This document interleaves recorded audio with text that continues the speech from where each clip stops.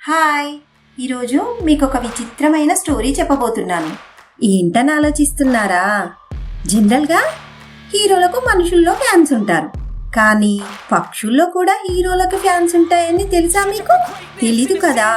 నిజమండి బాబు. మనకన్నా కూడా మన హీరోలను ఎక్కువగా అభిమానించే పక్షులు కూడా ఉన్నాయి. అలాంటి విచిత్రమైన పక్షుల గురించి ఇవాళ మనం తెలుసుకుందాం. లేట్ ఎందుకు? ఈ అడవి పేరు కొండవాక. ఇక్కడ 3 విచిత్రమైన పక్షులున్నాయి. కాకి పేరు కాటమరాయుడు, పిచ్చుక పేరు జానీ, చిలుక పేరు ఖుషి. ఈ 3 పక్షులు కూడా మన power star Pawan Kalyan fans అండి బాబు. ఒకరోజు జానీ పిచ్చుకను కలవడానికి ఖుషి చిలుక వెళ్తోంది. అప్పుడు జానీ పిచ్చుక తన గూట్లో కూర్చొని గట్టి గట్టిగా పాటలు పాడుతూ ఉంది. భీం భీం భీం భీం భీమ్లా నాయక్, బుర్రరామ్ కీర్తన పాడించే డ్యూటీ సేవక్, భీం భీం భీం భీం భీమ్లా నాయక్. ఏం తమ్ముడు, పొద్దున్నే గాన కచేరీ స్టార్ట్ చేశావు, ఏంటి సంగతి?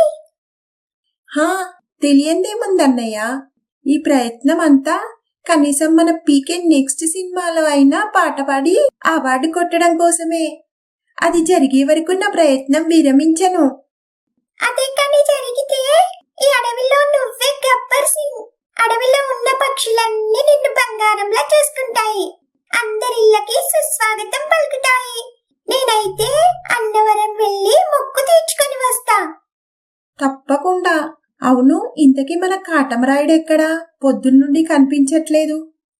మన భీమ్లా నాయక్ సినిమా రిలీజ్ అవుతుంది కదా, మనందరికీ టికెట్స్ ముందుగానే బుక్ చేయడానికి పొద్దున్నుండి లైన్ లో నిల్చుంది.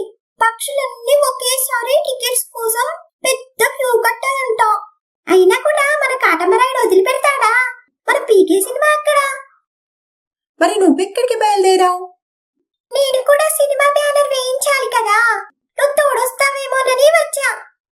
అప్పుడే అక్కడికి గంతులేస్తూ వచ్చింది కాకి. ఏం కాకి మావ, అంత ఆనందంగా ఉన్నావు? ఏంటి సంగతి? తొలి ప్రేమలో ఏమైనా పడ్డావా? లేదులే పిచ్చుక మామ, అత్తారింటికి నాకు ఇంకా దారి దొరకలేదు.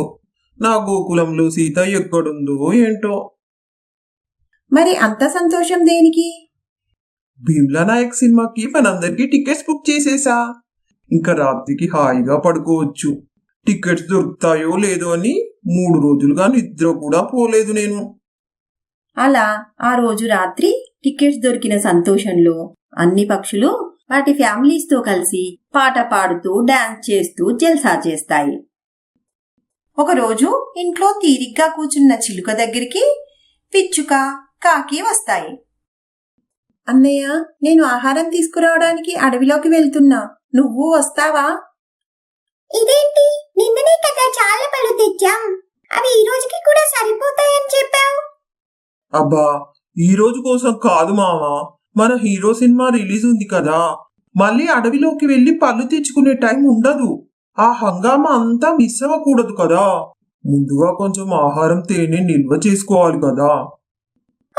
అలా అంటావా? సరే సరే, పళ్ళు ఓకే, మరి తేనె ఎందుకు? నీ మతి మరపుతో చేస్తున్నా.